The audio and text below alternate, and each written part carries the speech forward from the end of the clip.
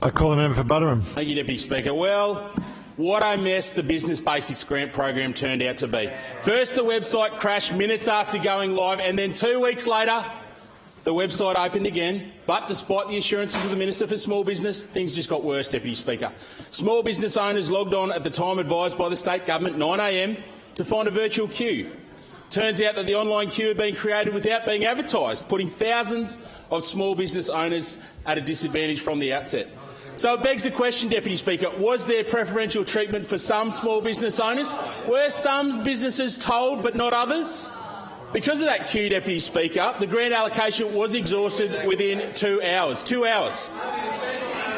Anyone halfway through their application, Deputy Speaker, was simply cut off.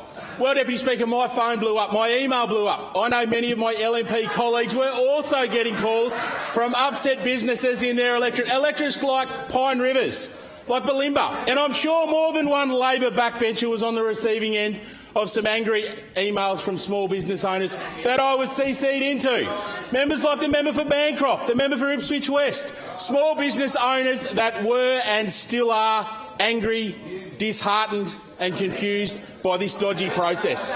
Claire from Budrum told me, Deputy Speaker, that she wasn't after a guarantee of receiving a grant. She just wanted a fair go at having a chop to achieve it. She wanted to be able to submit her application after spending weeks planning and just have it considered. Sarah from Ipswich got in touch and she said that she has a struggling small business and is the sole money earner for her family. She said grants like this are vital, not just for her business but to her family that rely on the growth of her business. There are many, many stories like this, Deputy Speaker, of struggling small businesses that just wanted a fair go.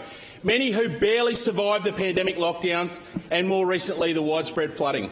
They desperately needed these grants to rebuild, but as usual, Deputy Speaker, this government is all about the photo op and they forget about the follow-up. The minister dropped the ball and it's small businesses that paid the price. And this is not the first time that a business grants program has been bungled. This is the fourth one, and they've all been bungled. Business support was sluggish to be rolled out during the lockdowns and during the border closures, and to be fair, Deputy Speaker, it was totally inadequate.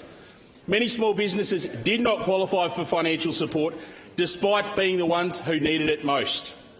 This state government needs to take a long, hard look at the process they use to roll out support to businesses across Queensland, because it is not working.